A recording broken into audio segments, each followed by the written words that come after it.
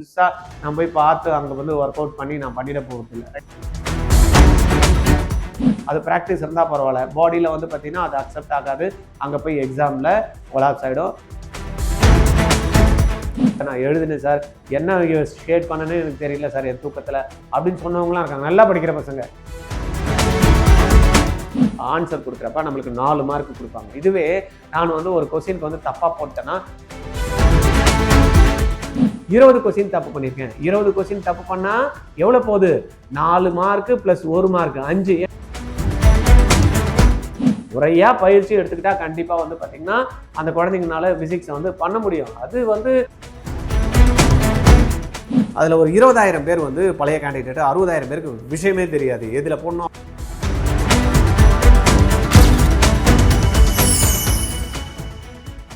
ஆர்ஜிஆர்ல NEET class படிச்சீங்கன்னா government quota சீட்டு உறுதிங்க. இல்லைன்னா நீங்க கட்டக்கூடிய ஃபீஸ் ரீஃபண்ட் பண்றோம். எப்படின்னு பாக்குறீங்களா? 20 ஸ்டூடெண்ட் தாங்க ஒரு பேட்சுக்கு. 16 மென்டர்ஸ் வந்து 20 ஸ்டூடெண்ட்டுக்கு சப்போர்ட் பண்ண போறாங்க. 6 மணில இருந்து நைட்டு 10:30 வரைக்கும் இந்த கிளாஸஸ் போகும். இதுல நீங்க ஒருத்தரா இருக்க போறீங்களா? Join RGR academy. நிறைய மாணவர்கள் வந்து பாத்தீங்கன்னா நீட் தேர்வை ஃபர்ஸ்ட் டைம் வந்து எழுதுறாங்க. அதனால அவங்க மாணவர்களுக்கு மட்டும் இல்ல, அவங்க பேரண்ட்டுக்கும் ஒரே பதபதப்பு. என்ன, எப்படி, எது செய்யணும், என்ன பண்ணணும் எதுவுமே தெரியலையே சார், கொஞ்சம் யாரா கைட் பண்ண நல்லா இருக்கும் அப்படின்றதுக்காக கேட்டுக்கிறதுனால தான் இந்த வீடியோ. நீங்க ஒரு 10 நிமிஷம் என்ன பண்ணணும், தயவு செய்து கான்சென்ட்ரேட் பண்ணி என்ன சொல்றேன் அப்படின்றத கேட்டுக்குங்க. ரொம்பவே யூஸ்ஃபுல்லா இருக்கும் இந்த 2026 நீட் தேர்வு எழுதக்கூடிய மாணவர்களுக்கும் பெற்றோர்களுக்கும். ரைட்டா, வீடியோக்கு போலாமா? நான் உங்கள் கோவிந்தராஜ், ஆர்ஜிஆர் அகாடமி, சென்னையில இருந்து பேசிட்டு இருக்கேன், அண்ணா நகர். ஓகே, என்ன சார் அண்ணா நகர்ல பண்றீங்க அப்படின்னு சில பேருக்கு இருக்கும். நம்ம போக அதெல்லாம் என்னன்றதை நம்ம பார்க்கலாம். இப்ப நீட் தேர்வு 2026 நம்ம ப்ராசஸ் நம்ம பார்த்துருக்கோம் ஏற்கனவே. nta.neet.nic.in இதுதான் வந்து பார்த்தீங்கன்னா முக்கியமான நம்மளுடைய வெப்சைட். இதை வந்து எப்பயுமே நம்ம மறக்கக்கூடாது லாஸ்ட் வரைக்கும். 1.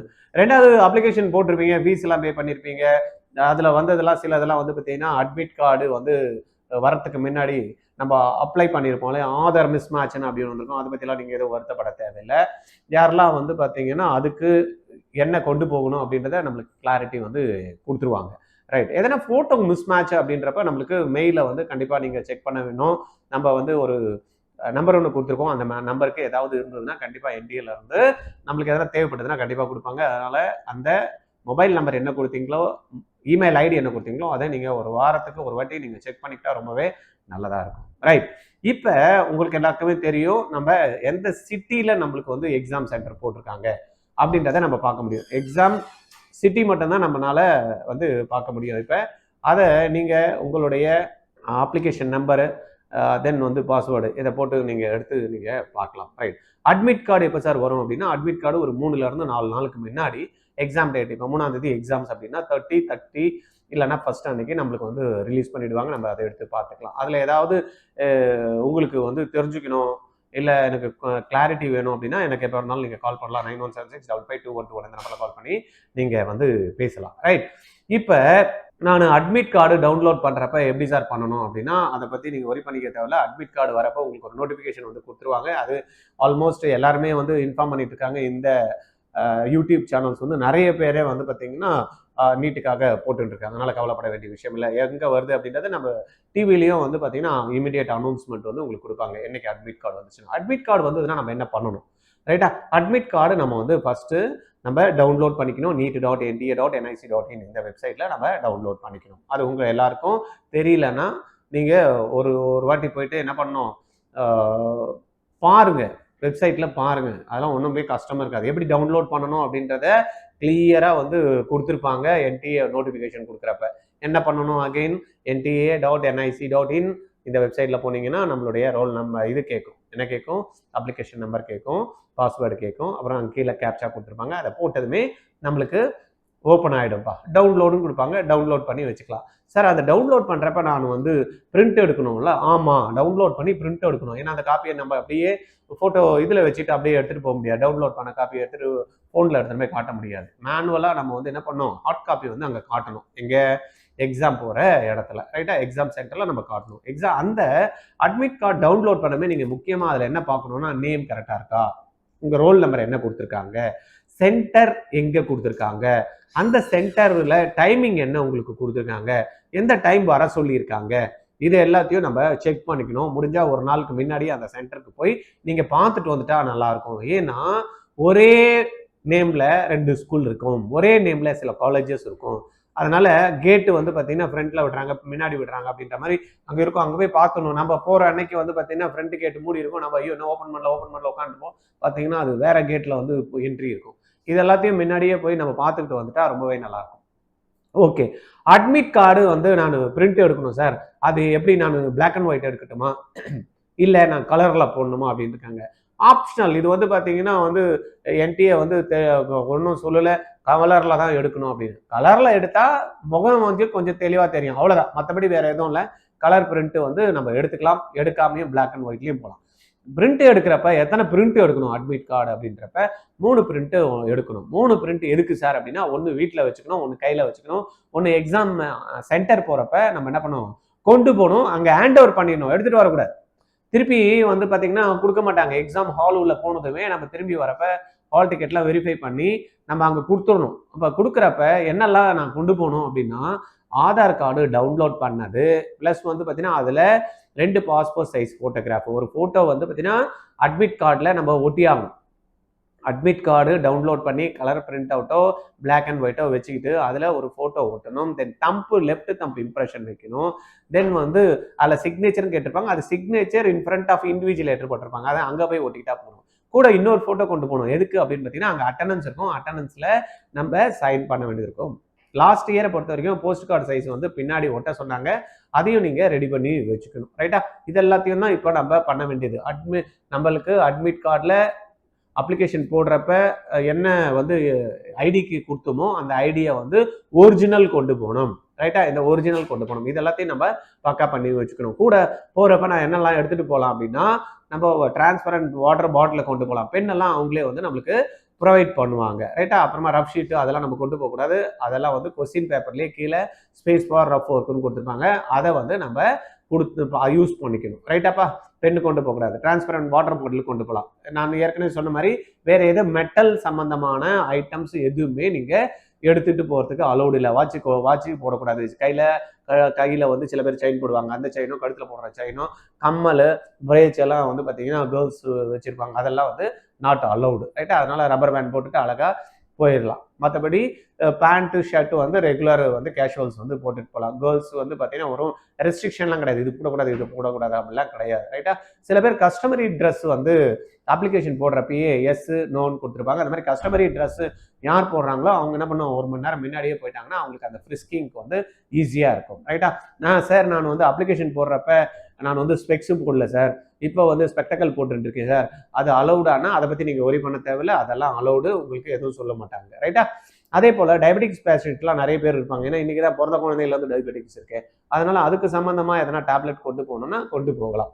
அதுவும் வந்து பார்த்தீங்கன்னா நம்மளுக்கு கேட்டாங்க, ஆர் யூ டயபெட்டிக் பேஷண்ட் அப்படின்ற மாதிரி அப்ளிகேஷன் போடுறப்ப கொடுத்தாங்க. எஸ்எம் கொடுத்தவங்களுக்கு அலௌடு இருக்குது. என்னெல்லாம் அலௌடு இருக்குன்றதையும் நம்மளுக்கு சொல்லியிருக்காங்க. அதுக்கேற்ற மாதிரி நம்ம எடுத்துக்கிட்டு போகலாம். ஃபுட் ஐட்டம்ஸ் எதுவுமே வந்து உள்ள அலோவ் பண்ண மாட்டாங்க. இது எல்லாத்தையும் நம்ம என்ன பண்ணோம், ரெகுலராக வந்து பார்த்துக்கணும். இன்னொன்று முக்கியமாக கவனிக்கப்பட வேண்டியது என்னன்னா, பேரண்ட்ஸு தயவு செய்து குழந்தைங்கள 1:30 மணிக்கு எக்ஸாம்னா போய்க்கலாம் இங்கே தானே இருக்குது பக்கத்தில் அப்படின்ற மாதிரி எல்லாம் நினப்பு வச்சுட்டு போகக்கூடாது.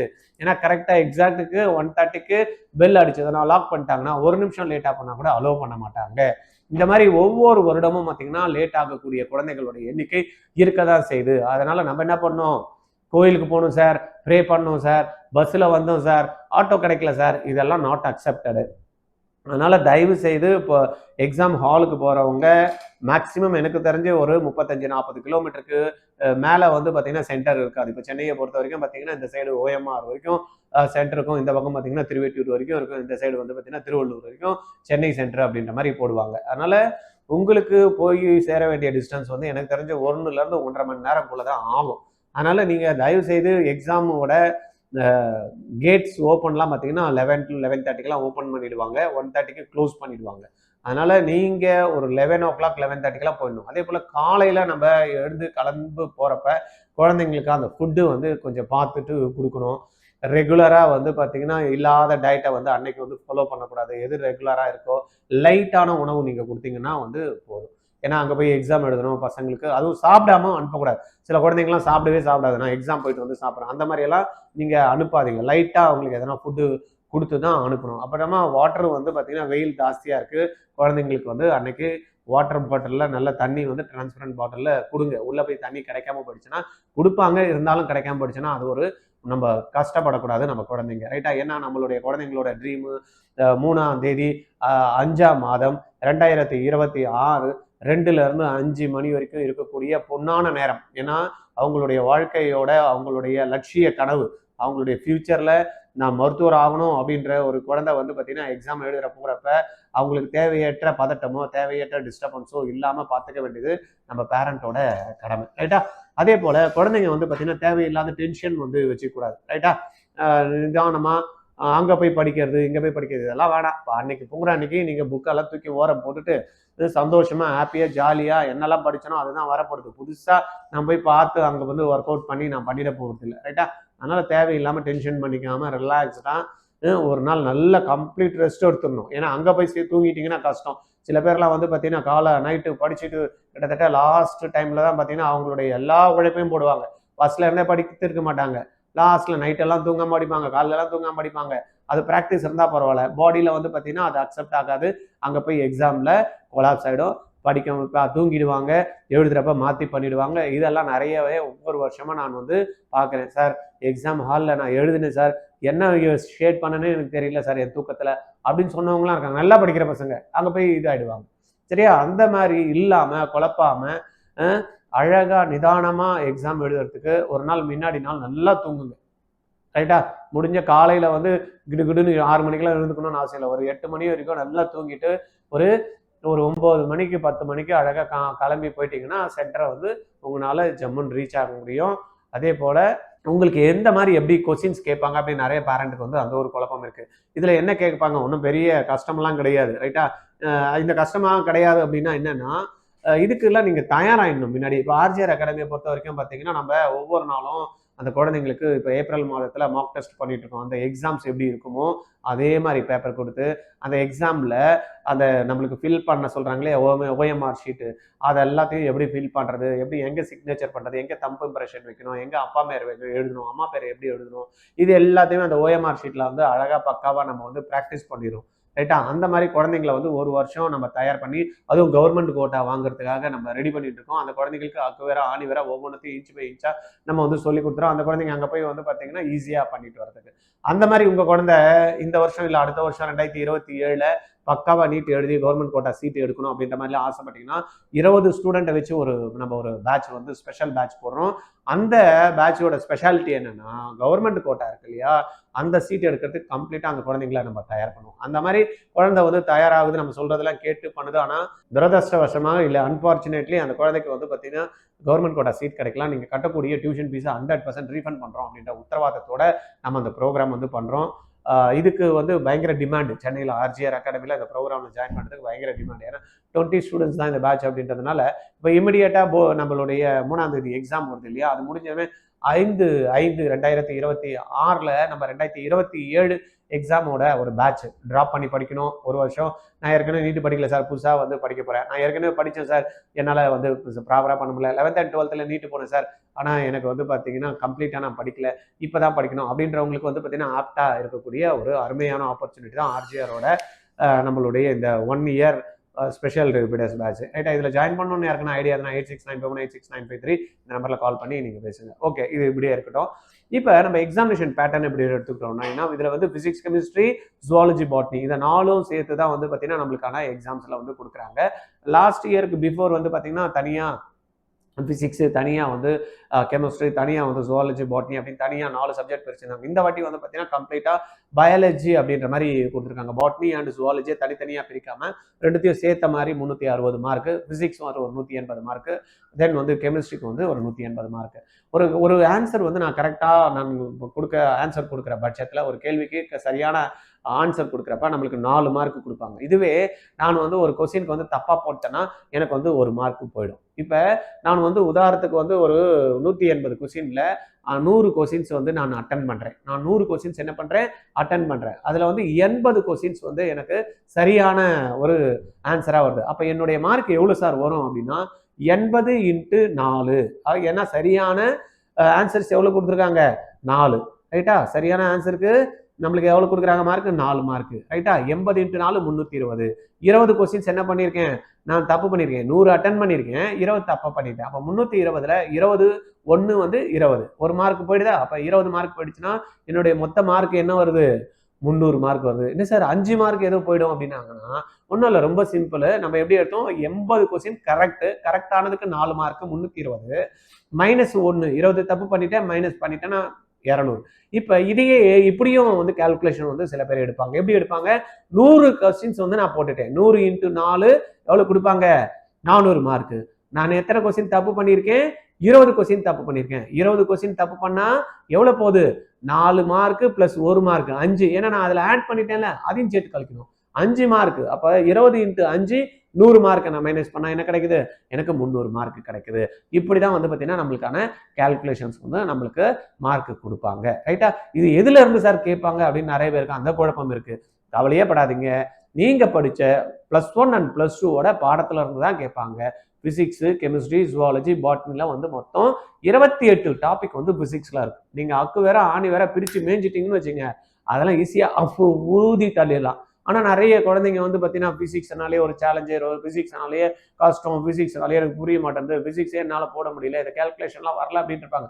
முறையாக பயிற்சி எடுத்துக்கிட்டா கண்டிப்பாக வந்து பார்த்தீங்கன்னா அந்த குழந்தைங்கனால பிசிக்ஸை வந்து பண்ண முடியும். அது வந்து என்ன பண்ணணும், ஒரு டீச்சர் சொல்லி கொடுக்குறப்ப கொஞ்சம் கவனிக்கணும், அடிஷ்னல் எஃபோர்ட்ஸ் போடணும், உட்காந்து ப்ராக்டிஸ் பண்ணணும். சில குழந்தைங்கலாம் ப்ராக்டிஸே பண்ணாது, கொஸ்டின்ஸே போடாது, ஆனால் எனக்கு வரலன்னுவாங்க. வராமல் எப்படி போயிடும், போட்டா வரப்போகுது. அதே போல பார்த்தீங்கன்னா நம்மளுக்கு கெமிஸ்ட்ரி வந்து பார்த்தீங்கன்னா 20 லெசன் இருக்கு. 20 லெசன்ல என்ன கேட்குறாங்க, பிசிக்கல் கெமிஸ்ட்ரி இருக்கு, ஆர்கானிக் இருக்கு, இன்ஆர்கானிக், இது மூணுமே சேர்த்த மாதிரி தான் நம்மளுக்கு ஒரு 20 லெசன்ஸ்ல இருந்து நம்மளுக்கு கேட்குறாங்க. இதில் நம்மளுக்கு ஈக்குவேஷன்ஸ் வந்து கண்டிப்பாக நம்மளுக்கு தெரிஞ்சிருக்கணும்.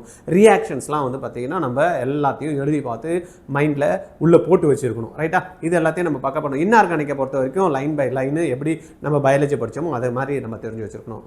அதுக்கு அடுத்தது நம்ம பார்த்தோம்னா biology 32 lesson, botany and zoology, இது ரெண்டுத்தையும் சேர்த்து வந்து பார்த்தீங்கன்னா நம்மளுக்கு ஒரு 32 லெசன்ஸ் இருக்குது. அந்த லெசன்ஸ்லாம் நம்ம கரெக்டாக வந்து லைன் பை லைனு அழகாக புரிஞ்சுக்கிட்டு படித்தோம் அப்படின்னா ஜம்முன்னு இந்த பண்ண முடியும். அப்போ அது எல்லாத்தையும் படிக்கிறப்ப கொஸ்டின்ஸை ஒவ்வொரு கான்செப்டை பேஸ் பண்ணி நம்ம படிக்கிறப்ப கொஸ்டின்ஸ் எப்படி ஃப்ரேம் பண்ணுறாங்க, ரைட்டா? ஒரு கொஸ்டின் செட்டர் எப்படி வந்து அந்த எக்ஸாம் எழுதக்கூடிய மாணவர்கள் எந்த ஆங்கிளில் திங்க் பண்ண மாட்டான், எந்த ஆங்கிளில் கேட்டால் வந்து அவனால் பண்ண முடியாது அப்படின்ற ஆங்கிளில் தான் வந்து பார்த்தீங்கன்னா கொஸ்டின்ஸ் ஃப்ரேம் பண்ணுவாங்க. அப்போ படிக்கக்கூடிய மாணவர்கள் என்ன பண்ணும், ஒரு எக்ஸாமினர் ஒரு கொஸ்டின் செட்டர் வந்து ஒரு கொஸ்டினை எப்படி செட் பண்ணுவாங்க அப்படின்ற ஆங்கிளில் படிக்கிறது ஒன்று, ஆனால் கொஸ்டின் செட் பண்ணுற ஆங்கிளில் வந்து பார்த்தீங்கன்னா அவங்க கொஸ்டின்ஸை வந்து ப்ரிப்பேர் பண்ணுறப்ப இல்லை அவங்க ஓனாக அந்த கொஸ்டின்ஸை பண்ணுறப்ப ஈஸியாக இதுக்கான மார்க்கை வந்து அட்டகாசமாக வந்து தட்டிடலாம். இதெல்லாம் எங்கே சார் நான் கற்றுக்கணும் அப்படின்னா ஆர்ஜிஆர் அகாடமியை வந்து பார்த்தீங்கன்னா நம்ம ஏற்கனவே சொன்ன மாதிரி ஸ்பெஷல் ரிப்பீட்டர்ஸ் பேட்சில் அக்கு வேற ஆணி வேற பிரித்து ஒன்றா எது படிக்கணும், எப்படி படிக்கணும், என்ன படிக்கணும், எது படித்தா எப்படி வரும் மார்க்கு, எந்த கொஸ்டின்ஸை எப்படிலாம் கேட்பாங்க,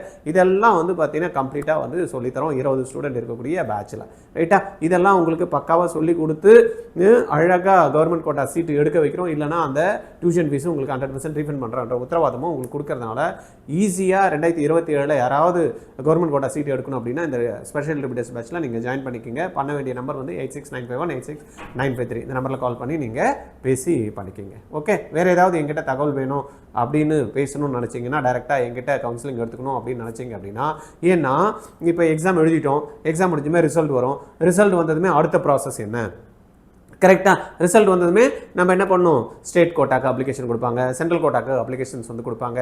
அதை வந்து நம்ம போடுறதுக்கு நிறைய பேருக்கு தெரியாது. ஏன்னா ஃபஸ்ட்டு டைம் வந்து அப்ரோச் பண்ணுறவங்களுக்கு தெரியாது. போன வருஷம் போட்டவங்களுக்கு வேணும்னா கவுன்சிலிங் எப்படின்றது தெரியும். புதுசாக வந்து பார்த்தீங்கன்னா 1.5 லட்சம் பேரில் குறைஞ்சது எனக்கு தெரிஞ்சு ஒரு 1,20,000 பேர் வந்து புது கேண்டிடேட்டாக இருப்பாங்க. அது ரிசல்ட் வந்ததுக்கப்புறம் பார்த்தீங்கன்னா கிட்டத்தட்ட ஒரு 80,000 பேர் குவாலிஃபை பண்ணாங்கன்னா அதில் ஒரு 20,000 பேர் வந்து பழைய கேண்டிடேட், 60,000 பேருக்கு விஷயமே தெரியாது. எதில் போடணும் அப்ளிகேஷன், எங்கே போடணும், கவர்மெண்ட் கோட்டாக்கு அப்ளிகேஷன் போடணுமா, மேனேஜ்மெண்ட் கோட்டாக்கு தனி அப்ளிகேஷனா இல்லை ஆல் இண்டியா கோட்டாக்கு தனி அப்ளிகேஷன் போகணுமா, இந்த மாதிரி கன்ஃபியூஷன்ஸ் இருக்கும். இந்த மாதிரியெல்லாம் உங்களுக்கு கிளாரிட்டி வேணும் அப்படின்னா நீங்கள் கவலைப்பட தேவையில்ல. ஆர்ஜிஆரோட கவுன்சிலிங் ப்ராசஸோட நீங்கள் பேமெண்ட் பண்ணிக்கலாம். பேமெண்ட் வந்து ஒரு 17,700 பே பண்ணிங்கன்னா தமிழ்நாடு கோட்டாவில் எப்படி வந்து அப்ளிகேஷன் போடுறது, ஆல் இண்டியா கோட்டாவில் எப்படி அப்ளிகேஷன் போடுறது எல்லாத்தையும் ப்ராசஸ் பண்ணி உங்களுக்கு ஜம்முன்னு எப்படி சாய்ஸ் ஃபில் பண்ணுறது, சாய்ஸ் ஃபில் பண்ணுறதுக்கு அப்புறமா வந்து பார்த்தீங்கன்னா சாய்ஸ் லாக் எப்படி பண்ணுறது, அப்புறமா நம்மளுக்கு ப்ரொவிஷனல் அலாட்மெண்ட் ஆர்டர் வந்து எப்படி டவுன்லோட் பண்ணுறது, அந்த ஆர்டரோட சேர்த்து எந்தெல்லாம் வந்து பார்த்தீங்கன்னா டாக்குமெண்ட்ஸ் இருக்கும் அந்த டாக்குமெண்ட்ஸ்லாம் எப்படி ரெடி பண்ணுறது, அதெல்லாத்தையும் எப்படி வந்து காலேஜில் எடுத்துகிட்டு போய் சேர்த்து நம்மளுடைய அட்மிஷன்ஸை ப்ராசஸை கம்ப்ளீட் பண்ணுறது, அது மாதிரி வந்து பார்த்தீங்கன்னா கம்ப்ளீட்டாக உங்களுக்கு கூடயே இருந்து அட்டகாசமாக பண்ணி தருவோம். ஏன்னா உங்களுக்கு இந்த ப்ராசஸ் வந்து ஏன் அழகாக அருமையாக உங்களுக்கு பண்ணுறதுக்கான சப்போர்ட் வந்து ஆர்ஜிஆரில் கிடைக்கும் அப்படின்னா, எங்களுடைய குழந்தைங்களே வந்து பார்த்தீங்கன்னா 2 பேர் வந்து கவர்மெண்ட் கோட்டாவில் சீட் எடுத்து ஒரு குழந்தை வந்து கம்ப்ளீட் பண்ணிச்சு, இன்னொரு குழந்தை கம்ப்ளீட் பண்ணுற ஸ்டேஜில் இருக்குது. அப்போ பர்சனல் எக்ஸ்பீரியன்ஸும் இருக்குது. ரெண்டாவது வந்து இந்த அகாடமி விஷயம் ரன் பண்ணுறதுனால கிட்டத்தட்ட ஒரு 15 வருடத்தில் நிறைய குழந்தைங்களை வந்து நம்ம அமைச்சிருக்கோம். நிறைய குழந்தைங்களுக்கு நான் பேரண்ட்டாக இருந்து போய் கவுன்சிலிங்கில் வந்து இப்போ தான் வந்து பார்த்தீங்கன்னா ஆன்லைன் கவுன்சிலிங், அதுக்கு முன்னாடி டைரக்ட் கவுன்சிலிங் இருந்தது. அந்த டைரக்ட் கவுன்சிலிங்கில் நான் போய் நிறைய குழந்தைங்களுக்கு அவங்க பேரண்ட்டுக்கு பதில் நான் சைன் பண்ணி அவங்களுக்கு எல்லாத்தையும் ப்ராசஸ் பண்ணி கொடுத்துருக்கேன். இப்பயும் ஸ்டில் வந்து பார்த்தீங்கன்னா 7.5% ஸ்டூடெண்ட்ஸுக்கு நானும் வந்து பார்த்தீங்கன்னா பர்சனலாக அவங்க கூட போயிட்டு எதை சாய்ஸ் பண்ணணும், எது எடுக்கணும்.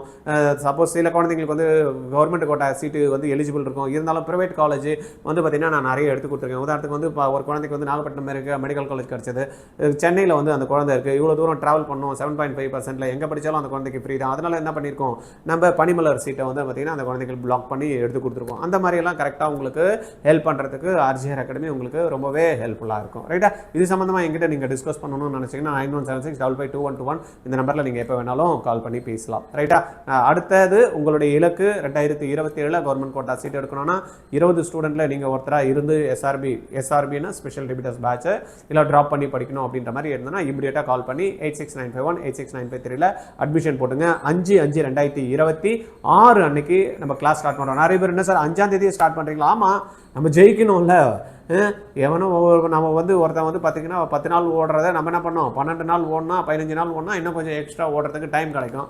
அங்கே போய் மூச்சு இறக்காமல் ஜம்முன்னு ஜாலியாக அட்டகாசமாக அந்த எண்டு பாயிண்டில் நிற்கலாம். இல்லைனா மூச்சு இறக்க ஓடி போய் அங்கே வந்து போர்ஷன்ஸை கம்ப்ளீட் பண்ணாமல் மார்க் எக்ஸாம்ஸ் எழுத முடியாமல் மாடலுக்கு வந்து பார்த்திங்கன்னா தயாராகாமல் ரிவிஷன் இல்லாமல் டென்ஷனாக இருக்கும். ரைட்டா? அதனால் கரெக்டாக டிசைட் பண்ணுங்கள். நிறைய பேர் உங்களை மிஸ்கைட் பண்ணுவாங்க. ரிசல்ட் வந்ததுக்கு பார்க்கலாம், அப்புறம் கவுன்சிலிங் போனதுக்கு பார்க்கலாம். கவுன்சிலிங் முடியறதுக்கே கிட்டத்தட்ட டிசம்பர் ஆகிடும். அப்புறமா ஜனவரி பிப்ரவரி மார்ச் 4 மாதத்தில் படிச்சிங்கன்னா ஒன்றும் பண்ண முடியாது. அதனால் கரெக்டான டிசிஷன் எடுக்கணும். அதுவும் ஆர்ஜிஆரில் சென்னையில் நீங்கள் ரெசிடென்ஷியல் பேட்ச் சேர்ந்து படிக்கணும், இல்லை டைரெக்டாக வீட்டில் இருந்து வந்து போகிறதுக்கான ஆப்பர்ச்சுனிட்டி வேணும். இந்த சீட்டு எடுக்கிறதுக்கு ஒரு நல்ல ஒரு அகாடமியை நீங்கள் தேடிட்டு இருந்தீங்கன்னா RGR is the best choice. ரைட்டா?